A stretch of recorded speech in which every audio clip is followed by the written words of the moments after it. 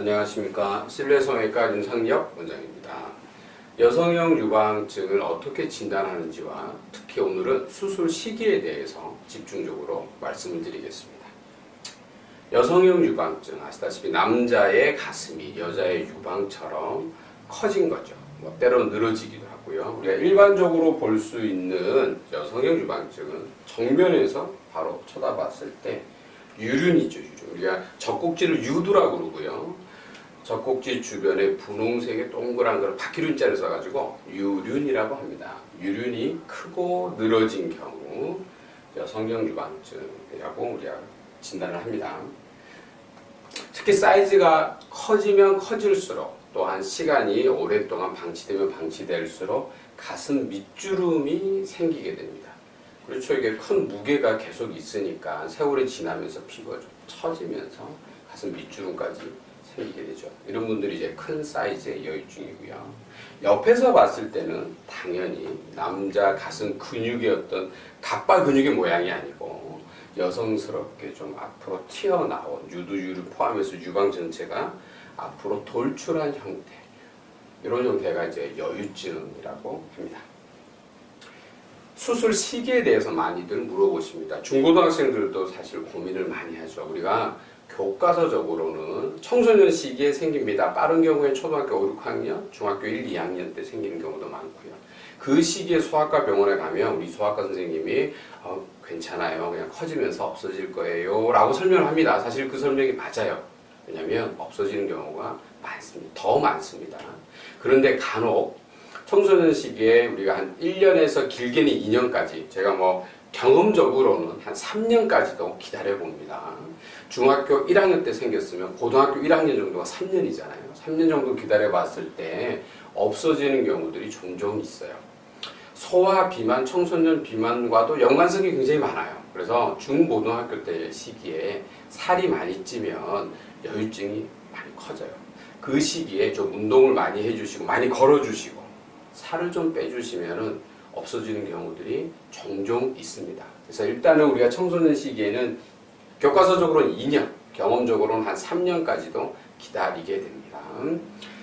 만약에 성인이 되고 나서도 계속 그 청소년기 여유증이 남아있으면 이미 섬유화 현상, 유리질화 현상 이렇게 해서 말은 붙어 있는데요.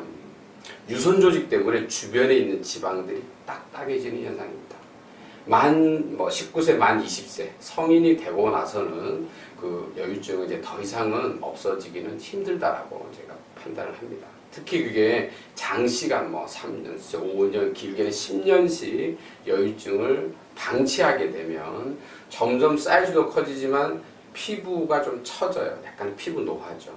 방치하게 되면 피부가 처지기 때문에 10대 후반, 20대 초반, 특히 우리 성인이 되고 난 20대 초반에 좀 큰 사이즈인데 여유증에 대해서 고민이 많으신 분들은 너무 오랫동안 방치하는 것보다, 그러니까 어차피 수술을 만약에 받으실 거면 오래 방치하기 전에 20대 초반에 수술을 받으시는 것도 좀 중요한 포인트이긴 합니다.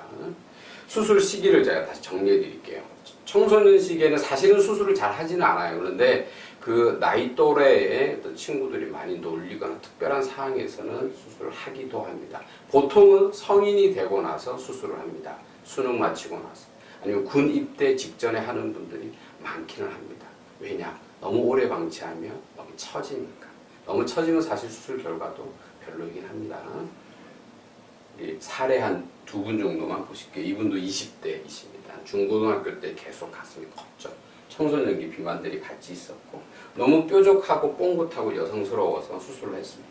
수술은 1년 후의 모습입니다. 뾰족 뽕긋함들이 완전히 다 사라졌죠. 지방이 한쪽에서 500cc 이상 나왔으니까 1리터 정도 나온 겁니다. 굉장히 큰 사이즈입니다. 우리 한 분 더 마지막, 이분 같은 경우에는 이제 주름이 다 보일 정도로 약간 처졌죠. 이분이 제 기억으로 한 20대 후반 정도 되신 것 같은데 20대 초반에 좀 많이 처지고 가슴 밑줄이 뚜렷해지기 전에 수술 받으시는 것도 좋은 방법입니다.